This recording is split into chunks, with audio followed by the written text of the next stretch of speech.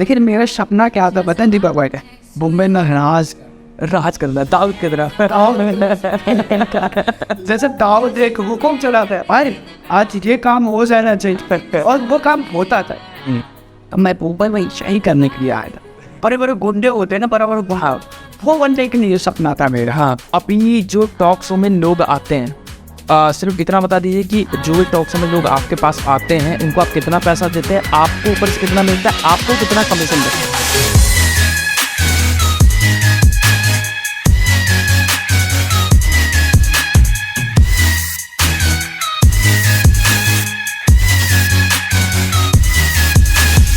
तो मिस्टर आमिर खान भाई कैसे हैं आप? बस बढ़िया, बता कैसे? बहुत ज़बरदस्त। सबसे पहले तो मैंने आपसे जब भी मिला होता आप आपसे जीन्स में या टी शर्ट में या शर्ट में रहते हैं, लेकिन आज एक यूनिक गेटअप में है। तो ऐसा गेटअप आपने आज जो अपनाया इसके बारे में? अभी उनका रमज़ान चल रहा है तो उन लोग की वजह से हम ये सब ऐसा गेटअप लगाना पड़ता है, इसके वजह से भी ये चल रहा है, तो इसके वजह से। अच्छा, इसलिए आप उस चीज़ को फॉलो कर रहे हैं।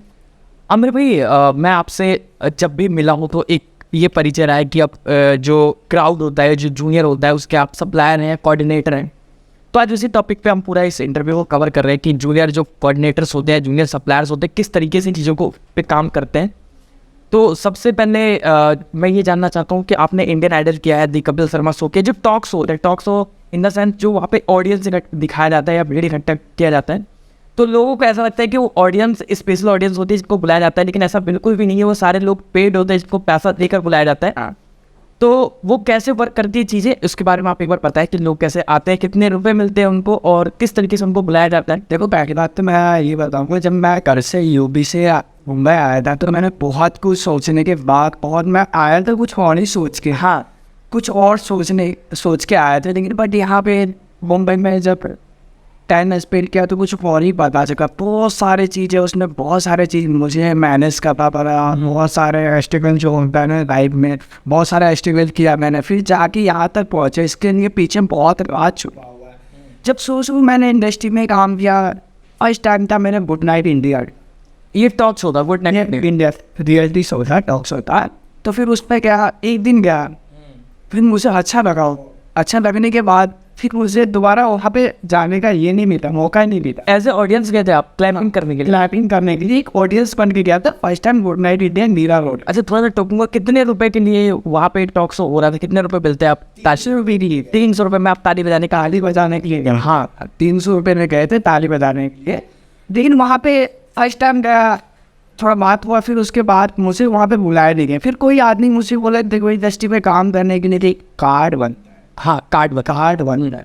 तो फिर बोला ठीक है कितने का बनता है? तो फिर मैंने बोला कि हाँ मैं बना लूँगा, क्योंकि इंडस्ट्री मुझे धीरे धीरे इंटरेस्ट होने लगा था, क्योंकि वहाँ पे अच्छे अच्छे सेलिब्रिटी से मिला था। तो मुझे लगा कि इससे ज़्यादा भी सेलिब्रिटी से मिल सकता हूँ, मैं इससे ज़्यादा मैं काम कर सकता हूँ, इसलिए मैंने वहाँ पे गया। फिर एक आदमी ने मुझे एक ऑफिस का नंबर दिया, गोरे बहुत पीक सिटी नंबर दिया। तो वहाँ पे गया, इंटरव्यू दिया मैंने। इंटरव्यू देने के बाद बोला ठीक है आपका बन जाएगा, आप जिस लोग पे वो अच्छा हो, मतलब जिस तरह से बोला उसने अच्छा हो। मैंने बोला मैं फिर फार्म भरवाए मेरे से, फिर मैंने फार्म भरा। फिर उसके बाद जो है मैंने बोला कि आप ठीक है आप उस दिन तो 500 रुपये पे मेरे से करवाया। बोलते हैं ऑन द स्पॉट 500 रुपये वो फार्म भरने का ले, हाँ फार्म भरने का दे दिया। अभी बोला आप 3 दिन में आपका कार्ड आ जाएगा। जैसे मैंने घर गया, एक दिन बाद मुझे कॉल आता है सर आपका कार्ड बन गया, लेकिन 5000 रुपये आपको पे करना पड़ेगा, फिर आपको कार्ड मिल जाएगा और सर आपको अच्छा खासा काम भी मिलेगा और आपका पेमेंट भी, आप 300 में पहले से आते थे, आपको 1500 2000 रुपये 3000 में आप बड़े आर्टिस्ट बन गए। अच्छा जो खुशी मिला कि यार सही बात है यार, पहले 300 में काम का एकदम से 5000 रुपये लगा के 1500 रुपये कमा रहे थे, अच्छे बन पाते हैं, 2-3 महीने में इतना आ ही जाएगा मेरे। बिल्कुल सही है, बिल्कुल। एंड फिर कार्ड दे दिया मुझे। फिर मैम को मैं कॉल करते रहा, मैम देखो काम दो। बोलता अभी आपका लुक का जो है ना काम आ नहीं रहा है, जैसे आपको लुक का काम आता है तो मैं बताता हूँ। फिर उसके बाद मुझे 2 दिन बाद कॉल आते थे, सर एक काम है लेकिन आपको कुछ पैसा पे करना पड़े। मैंने सोचा यार पहले 500 पे करवाया, फिर 5000 करवाया, फिर ये 18000 पे मारा, तो इस पर बड़ा कुछ काम दे रहा है मुझे लगकर। तो मुझे मुंबई में नया था, मुझे कुछ पता ही नहीं था यार कि मुंबई क्या है। तो ऐसे फिर मैं गया ऑफिस में, ऑफिस मुझे बुलाया, सारे चीज़ मुझे समझा, पर बना बना तो होता है ना बंदा, आपको आर्टिस्ट बना देंगे, आपको इस तरह से मिलाएंगे, इससे मिलाएंगे, मतलब होता है ना। तो वो ऐसे किया। फिर मैंने उसके बाद से वो सारी चीज़ करने के बाद फिर मैंने 18,000 पे कर दिए। फिर मुझे एक कोऑर्डिनेटर का नंबर दिया। अच्छा, फिर मुझे यहाँ से इंडस्ट्री में मेरा शुरुआत हो जाए। मेरा एक आदमी का नंबर, उसका नाम था धवन धवन जी। धवन ने मुझे मीरा रोड में बुलाया। उसने बोला अभी ठीक है आ जाओ, काम है। फिर उसने भी 3,000 रुपये ले लिए। अरे मतलब मुंबई पे देखो कैसे कैसे लोग होते हैं, किस तरह से मैंने पैसे खर्च के इंडस्ट्री में आने की। और अभी मैं कहाँ हूँ इसके बाद बताऊँगा मैं कहाँ पे हूँ। तो कंटिन्यूटी आपके संग फ्रॉड होते जा रहा था और आपको महसूस भी नहीं हुआ, क्योंकि मुझे लग रहा था टेंट के कि मैं सोच रहा था, मतलब होता है ना लाइफ में स्ट्रगल करना, कभी न कभी आगे बढ़ते जाते हैं, कभी न कभी आएगा। मैं ये सोच के था कि आज नहीं तो कल मैं इस मकान पे आऊँगा। फिर इसी वजह से मैंने पैसे लगाते गया। फिर वो आदमी को मैंने जैसे 3,000 रुपये पे किया, तो मुझे दूसरा दिन ही काम देता। उस दिन मैं क्या 500 रुपये मुझे पेमेंट मिला। बहुत खुशी हुई हो। बहुत खुशी, मतलब मैं पैसे भी नहीं ले रहा था, क्योंकि इतना पैसे लगाने के बाद भी मुझे दुख नहीं हो रहा था कि मैं यार क्या कर रहा हूँ पैसे, क्योंकि मुझे कुछ अलग ही मेरा सोच था यार। आपको पता है कि मेरा सोच तो बहुत अलग था दीपक भाई। हाँ, यूपी से भी चढ़ के जब आया था तो मुंबई में कुछ अलग सपना लेके आया। लेकिन मैं यहाँ के आदमी को, कल्चर को देखा तो बहुत मुझे कठिन लगा यार वो चीज़। मैं इट और मेरा जहाँ तक एज भी कम था, तो मैं सोचा यार कुछ दिन बाद वो काम को अगर मैं करता हूँ तो सही होता है मेरे लिए। तो फिर वो काम मिला मुझे। काम मिलने के बाद मैं धीरे धीरे जैसे, मतलब पहले एक कोऑर्डिनेटर होता है, एक कोऑर्डिनेटर के नीचे भी काम करता है ना, मैं उससे काम लेना चाहता। सप्लायर एक तो होता है सप्लायर देता है काम कोऑर्डिनेटर को। ठीक है, कोऑर्डिनेटर से भी नीचा होता है कोई आदमी जैसे हो जाए, तो उस आदमी से मेरा पहचान था नहीं कि मैं बड़े आदमी से जाके काम ले लूँ डायरेक्ट। सही है। तो हाँ, पहचान बनाने के लिए मैंने धीरे पहले उससे काम लिया। और एक तरह से जैसे मुझे 500 रुपये एक गर्ल्स वॉइस का पेमेंट करता था, तो मैं भी गर्ल्स को फ़ोन करता था, तेरे को 500 पेमेंट दे, मेरा रोड हो, अंधेरी हो, बरसोबा हो, आई थिंक कहीं भी हो, कहाँ आ रहा था, तो मैं बताता था कि यहाँ पे आ जाऊँ और ये कॉस्ट्यूम है, ये सारी चीज़ें। तो फिर उसके बाद से मुझे पता नहीं था कि उसमें मेरा भी कमीशन है उसी 500 रुपये का। उससे 500 रुपये के अंदर ही मेरा कमीशन। मुझे लगा ही नहीं, काफ़ी साल तक मैंने काम करते रहा, मुझे पता ही नहीं चला। करीब 2 साल बीत गए यार। जब एक आदमी के पास आपको दीपक भाई आपको लगता है कि एक आदमी पास 2 साल अभी काम कर रहा है, तो वो आदमी मुझे कमीशन बाद में देगा। हाँ, मुझे इस तरह से एहसास हो रहा था। और मैं इस बीच में मैंने उस आदमी से बोला भी नहीं, पैसा आते गया, मैं काम करते गया, काम आते गया धीरे धीरे। उससे भी फिर वो कोऑर्डिनेटर को छोड़ने के बाद मैं अनुज के पास काम किया। अनुज के पास काम करने के बाद फिर उससे धीरे धीरे होते गया, मतलब उससे लेवल मेरा बढ़ते गया। फिर मुझे पता चला यार कमीशन तो मुझे उसमें ही पैसा होता है। फिर यार मैं सोचा यार 2 साल तो मैंने गलत टाइम वेस्ट किया और इतना मेरे साथ फ्रॉड भी हुआ, पैसा भी। फिर उसके बाद फिर मैंने 1 साल में जितने भी पैसे वेस्ट किया ना, जो फ्रॉड आगे मिला, वो फ्रॉड आपको पता है दीपक भाई मेरे पास काम करने के लिए आता है। अच्छा, अभी जो धवन मेरे से पैसा लिया वो आते हैं मेरे पास काम करने है। एक मैंने रियलिटी शो किया था, बॉक्सिंग वाला था, एक बॉक्सिंग का था शो। हाँ, यहाँ पे मैं खुद ही कोऑर्डिनेटर बन गया, क्योंकि मतलब वो आदमी का टैलेंट देखने के बाद मेरे पास टैलेंट है ना। हाँ, टैलेंट मैंने दिखाया। तो प्रोडक्शन वाला मुझे वो फ्लोर जो 2,000 रुपये देता था शाम में भी, एक तो मेरा जूनियर रहता था 60-70। अच्छा, तो बस भर के जाते थे। और मैं इंडस्ट्री में नया भी था, मतलब काफ़ी दिन मुझसे हुआ भी नहीं था, और मुझे दिलचस्पी बहुत ज़्यादा ही था इंडस्ट्री में यार, क्या बताऊँ, बहुत ज़्यादा था। और मैं सोच रहा था कहीं ना कहीं लगता है कि मैं यहीं से और धीरे हीरो भी बन सकता हूँ यार। वो किस्मत की खेल होता है, कौन कहाँ पे जहाँ क्या रहे। तो मैं अपना जो है ना मेहनत करती रहा, दिन रात मेहनत करती रहा, और आज मैं इस मकान पे धीरे धीरे।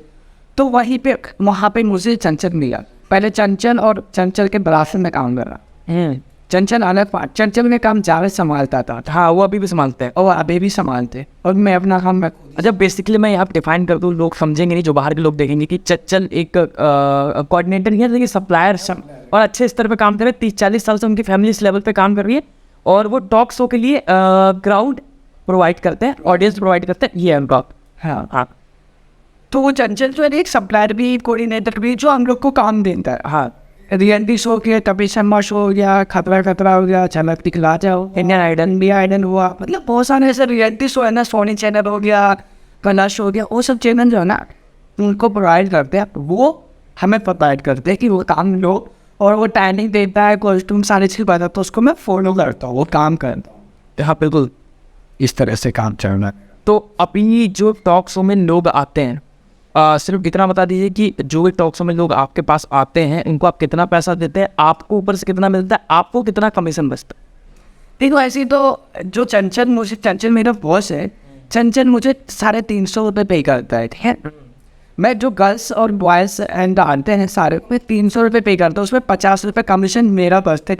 जो कमीशन मुझे 2 साल पहले पता नहीं था, वो कमीशन अब जाके पता चला। तो मैं 50 रुपये एक आदमी पर, एक लड़का हो, आई थिंक लड़की हो, एक लड़का पे 50 रुपये कमीशन बचता है। तो एक दिन में आपको लगभग 6 से 7 का बोर्ड जाता है, मतलब 6-7 लोग ले जाते हैं, तो 350-400 कमीशन आता है, और प्लस जो आप जाते हैं आपका भी 300-350 रुपये मेरे को लगता है कि वहाँ से मिलता है। ऐसा नहीं है, मुझे नहीं मिलता। उसमें क्या होता है, जैसे 60 का रहता है तो हर कोऑर्डिनेटर को, जैसे आपको 8 का बोर्ड, आपको 10 का मुझे, तो उसमें 10 में अगर आपका काउंटिंग हो रहा है तो आपको ही 350 रुपये, अगर आपका एज ए कोऑर्डिनेटर काउंटिंग बहुत कम होता है रियलिटी शो में, होता नहीं है। फिर उसके बाद जो है वही पैसे जो आपका ऑडियंस आता है ना, जो मेरा ऑडियंस रहता है ना 8 आदमी, तो वह 400 रुपये ही मुझे मिलता है, और पूरे दिन मैं ना 400 रुपये के लिए ही मेहनत करता हूँ। इतनी सारे बातें मुझे सुनना पड़ता है। आपको पता है कि दीपक भाई हम बहुत सारे बात बोलते हैं, लेकिन वो है कि देखो काम करने के लिए, एक मुकाम पे पहुँचने के लिए कुछ न कुछ करना पड़ता है, गाली भी सुनना पड़ता है, मार भी खाना पड़ता है।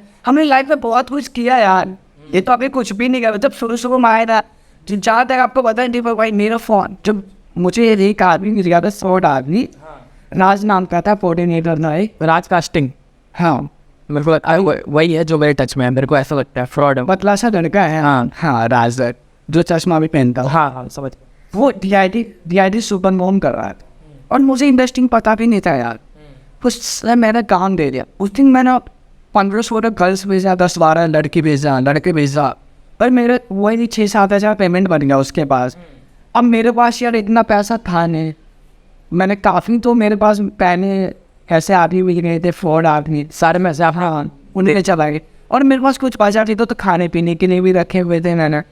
तो मेरे पास 2 फ़ोन था, पता है, मैंने एक फ़ोन लड़की को दे दिया था कि देखो भरोसा नहीं है ना, तुम लोग फ़ोन ले जाओ, मैं 2 दिन बाद आके पे कर जाऊँगा, और 2 दिन बाद आके मेरे पास पैसे ही मेरे सोने की, मैं उस घर में पैदा हुआ, मेरे मॉम डैड काफ़ी अच्छे हैं, अच्छे घर से हैं, और मेरे मॉम डैड सपोर्ट करते हैं, ऐसे मेरे मॉम डैड, ये थी अभी भी मेरे मॉम डैड को रियल में ये नहीं पता कि मैं कर क्या हूँ, करता क्या हूँ।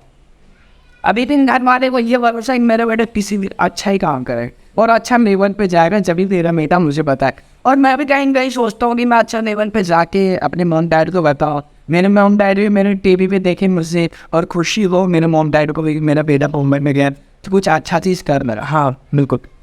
तो हम लोग जब मिले थे एक बार चाय की दुकान पे किसी सिलसिले में, कास्टिंग गई, तो एक जर्नी बताई थी आपने कि मैं मुंबई आया था, फिर पहचान बनाना चाहता था, और वो जो पॉलिटिकल आदमी से मिला, तो वाली कहानी में एक बार जिक्र कर दे तो पहले आ जाएगा, यूपी से यहाँ तक। लेकिन इंजीनियरिंग से भी कीजिएगा, कैसे इंजीनियरिंग ये सब? देखो सबसे पहले तो मैं पढ़ाई किया था ज्ञान ज्योति पब्लिक स्कूल में। ये कहाँ पे है? ग्रेटर नोएडा, ये सब नोएडा में ही है। हाँ नोएडा में, ये जिला गाजियाबाद वाला है, सब नोएडा में ही है। तो उसके बाद मैंने पहले कुछ और ही सपना नहीं था मेरा। पहले जो सपना क्या था, मुंबई में जैसे ताऊ दिख रहे थे ना, बड़े बड़े गुंडे होते हैं ना, बड़ा बड़ा, हाँ वो बनने के लिए सपना था मेरा। हाँ वो सपना था मेरा। लेकिन फिर मेरा एज जैसे जैसे ज़्यादा हुआ, और मैं वो भी यही सोच के आया था, अभी ये तो काम, ये तो जो इंडस्ट्री का काम होता है, तो साइड में था। हाँ। तो मैं सिचुएशन जो होता है ना, मतलब देख के मैंने ये इंडस्ट्री का काम चालू किया था। लेकिन मेरा सपना क्या था पता है दीपक भाई, मुंबई में राज करना, दाऊद की तरह। जैसे दाऊद एक हुक्म चलाता है, भाई आज ये काम हो जाना चाहिए, और वो काम होता था। तो मैं मुंबई में यही करने के लिए आया था। लेकिन यार कहीं ना कहीं मुझे जब मैं उस कल्चर में आया, उस आदमी से मिला, तो मुझे लगा यार कहीं कहीं हमें उस तरह से मेरा एज भी नहीं हुआ था। हाँ। और मेरा एज भी अभी 20 पार्टी चल रहा है तो मेरे से मैंने मुझे लगा दायद हो रहा है वो ज़्यादा इसमें क्या होगा। और पॉलिटिक्स में और गुंडागिरी में तेज भी चाहिए और दबंग भी चाहिए। तो मैंने कई प्लेस सोचा थोड़ा मैं दबंग बन जाऊँ और एज थोड़ा मेरा ज़्यादा हो जाए तो फिर मैं उसमें दो। लेकिन ये जो है दाऊद है कभी कभी मेरा सिक्का चलेगा बोलने मैं चलाने, क्योंकि अभी पहचान देखो इंडस्ट्री में मेरा बनेगा और धीरे धीरे और बच जाएगा पहचान और इस तरह से मैं काम करते रहूँगा तो मेरा पहचान और मैं कुछ अलग लेवल पे पहुँच जाऊँगा। तो ये आप राज करने आए थे बेसिकली और अब मुंबई से इंडस्ट्री में घुस के राज कर रहे हैं। तो आपका ड्रीम क्या है? क्या आप जहाँ आज चंचल भाई है या उनके पिताजी अंकल हैं वहाँ तक पहुँच जाएंगे तो आपका सपना पूरा हो जाएगा या इससे भी बड़ा कुछ सपना है? देखिए सपना तो अब मेरा इससे भी बड़ा है, क्योंकि मैं ये सोचता हूँ कि जो मैं जिसके पास काम करता हूँ ना वो मेरे पास एक दिन काम करे उस दिन मुझे सुकून मिलेगा। क्योंकि मैं मेरा सपना और आई थिंक मेरा सोच कभी भी नीचा नहीं रहा और के तरह कि आज मैं 500 रुपये कमा रहा हूँ तो 500 में मैं खुश नहीं। मैं सोचता हूँ कि 500 आज कमा रहा हूँ तो आगे वाला नेक्स्ट साल में 5000 कमाने की ये मेरा सोच इस तरह से। और जब तक आप काम नहीं करोगे लाइफ में स्ट्रगल नहीं करोगे जब तक कोई काम होता है नहीं। आप ऐसे नहीं जो आप कहीं भी नहीं जा रहे कुछ भी नहीं तो आपको कुछ मिलने वाला है नहीं ऐसा। आमिर भाई आपका जन्म कहाँ हुआ? आपकी शिक्षा दीक्षा क्या हुई? माता पिता का एरिया बैकग्राउंड क्या था और नाना नानी कहाँ से?